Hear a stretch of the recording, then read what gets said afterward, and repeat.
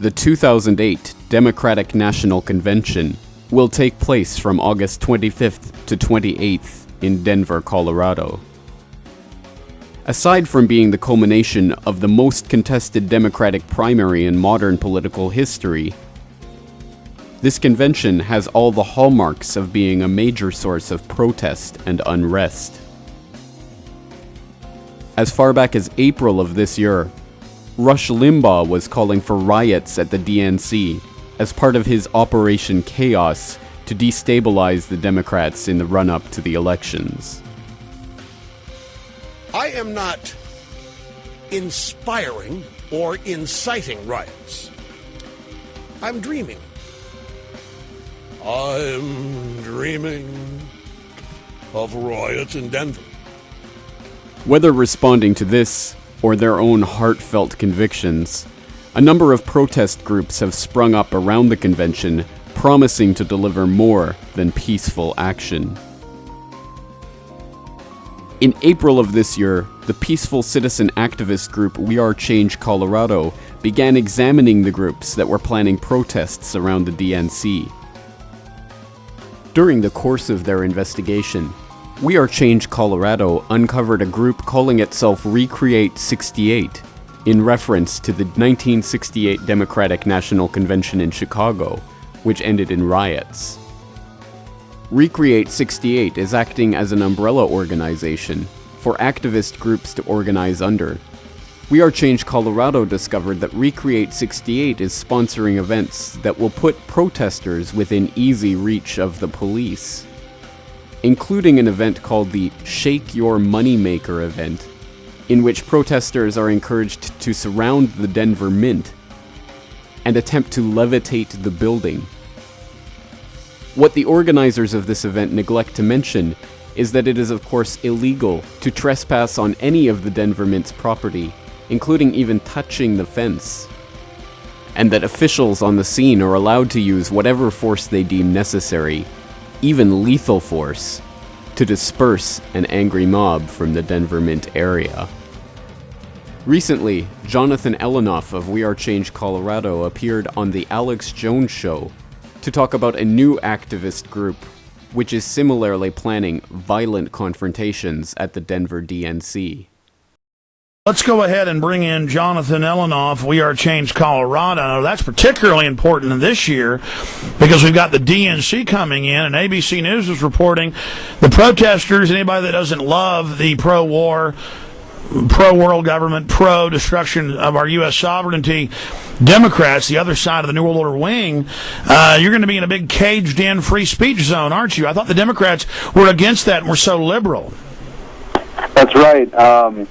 We Are Change Colorado's been doing an excellent job out here. We've been tracking what's going on to build up for the DNC. We just recently tracked the black helicopters, the urban warfare drills, biowarfare drills, and the pandemic drills. I just released an article today on truthalliance.net. Hopefully we can get it out to the people. We've found yet another group planning violence at the DNC that actually you go to their website, and this new group is actually completely open about they call themselves anarchists. Guaranteed it's led by cops. Listen, folks. The whole thing is disgusting. Well, tell us about it. They've been caught, mainstream England, the cops staging riots to stop protesters when Bush was there a week ago. They have been caught in Canada, in Ottawa, red-handed and had to admit it. And they're just criminals. They just think it's good to go out and beat people up so the cops can attack the women and children in strollers. The fear of police or federal provocateurs inciting violence in order to justify a clampdown on peaceful protesters is not without warrant.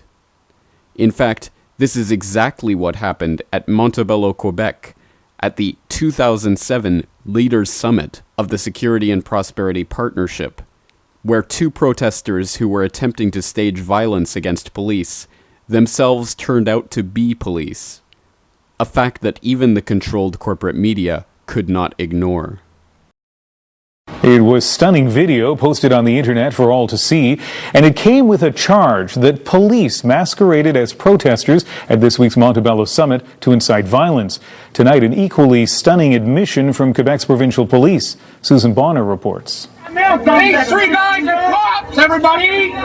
Busted. 3 Quebec provincial police officers, identities masked, one carrying a huge rock, Hey, put the rock down! nabbed for infiltrating a peaceful protest at Montebello. The tip-off came from a union leader who noticed riot police standing by despite the obvious weapon. He accused the men of being undercover cops trying to provoke a riot and end the protest. The men were removed but never charged. After 2 days of questions, the Sûreté du Québec issued a news release late today confirming, yes, the men are police officers, but denying they were agents provocateurs. Nor is this the only troubling warning sign to come from this year's DNC. The convention takes place after several months of flu pandemic drills, biological warfare drills, and now dirty bomb drills, emergency evacuation drills, and urban warfare drills in the city of Denver. Recently, Jonathan Ellinoff of We Are Change Colorado talked to the Corbett Report about the drills taking place in Denver. And to top all this off, Denver's actually been preparing to handle martial law in the city. There's been pandemic drills, biowarfare drills, but the most important ones are the urban warfare drills. SOCOM, Special Operations Command, is in Denver training. They are basically doing black helicopter training with live ammunition. Now, they're using munitions, which are paint rounds, basically really expensive paint rounds, but you can't tell because they'll go into real weapons. So they're flying around Denver in unmarked helicopters with men hanging off the sides of helicopters with loaded guns, landing on top of buildings, prepping them, clearing them, building detention facilities, building decontamination sites, preparing for the DNC. And when you put 2 and 2 together, it appears that SOCOM is planning, and who knows what other private or, military groups are planning this with them. But they're planning to deal with mass evacuations of the city we uncovered. They're planning to deal with a biological attack.